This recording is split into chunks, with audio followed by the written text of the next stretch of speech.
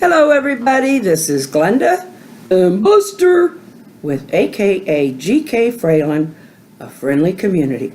And our friendly community welcomes you. She's got something new on the wall. It's not new, but it's new to me. New to us. New to my house. We'll put it that way.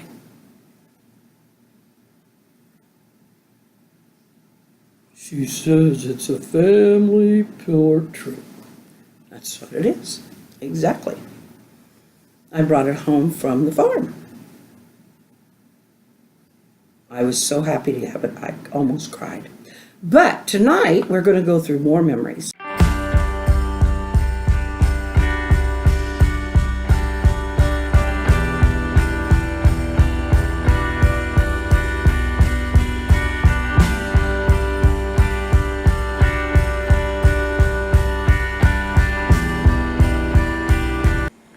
I want to show you something very special here. I don't know how far zoomed that is.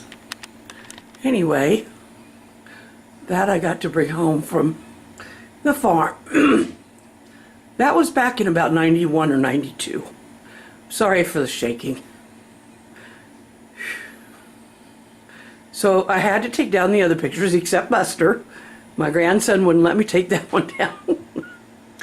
So anyway, he says he doesn't watch my vlogs, but he was very adamant that one had to stay there.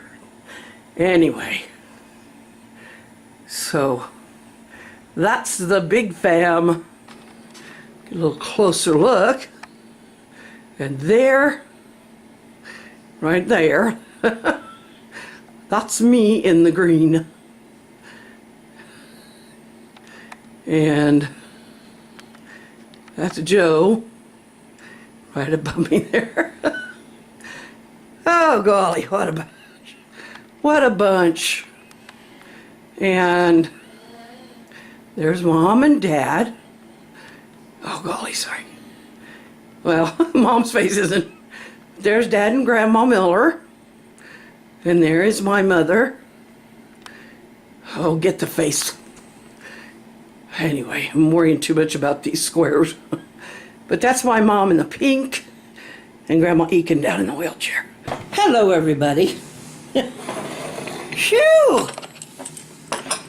I just got set down because I was gathering some things.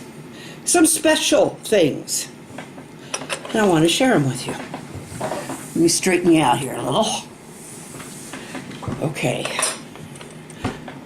What you gonna show? Well, some things that we brought home from my parents' house. Oh, there was so many cool things. Yeah, a whole lot. Anyway, this is something extremely special. And has nothing to do with the thimbles that are in it. And I don't know why they're in there. Because two of them are plastic. Anyway, this dish has written on the back of it. Now, my mother's name is Helen, and she was an Eakin. And this says, given to me, Helen Eakin, by my grandpa Eakin, after Grandma Eakin passed away. Now, the thing, for one thing, not only is it aged, it's got a crack that's been glued in it. I don't care about that. Look, it's just absolutely gorgeous. Take a look at that. It's just so beautiful. And for Mom to have stuck some thimbles in it is nothing unusual. She kind of did those kinds of things, but didn't mean she didn't care. She kept it in the cabinet, in the hutch. But when she would walk by something, and she had something in her hand she didn't know what to do with, she would open a door and put it in some. And I'm a lot like her in that way. Anyway. Or she would just lay it on the dining room table, and I'd do that too. But my mother never got to meet her grandmother, Eakin. She never got to meet her Grandma Stansberry either, which was her grandma's, her mother's mother. Her mother was a Stansbury. But my grandpa was an Eakin, and his father lived with them for several years after their grandmother passed away. Now, I don't know all the circumstances around, their passings, but you hear stories, but Mom's never talked a whole lot about that kind of stuff. And you ask her about it, and she says, well, I really don't know. I never knew them. And she didn't. So this was evidently saved for her and passed down. She may have labeled it years later, but it's signed Helen Eakin, or she's put her name on there as Helen Eakin. So that was obviously before she was married to my dad, who is Howard Miller. Anyway, now the Wheat women they loved collecting painted dainty dishes. And in fact, my aunt painted a lot of dainty dishes and larger dishes. Her plates are just fabulous, but nothing compared to her landscapes. Which unfortunately, I do have one. It's kind of aged, and I don't know how to clean it. I need to find out how to clean it without doing any damage. So, because it has an aged look, which is okay, I guess, but I don't know. It's a covered bridge. So I don't know where she saw the covered bridge, but she was one who loved to paint landscapes and flowers. And when our children were little, who's that? Well, all three of them, as they came along, Angie, Tony, and Nina. Yeah, I know them. Anyway, they painted just little square plates for each one of them.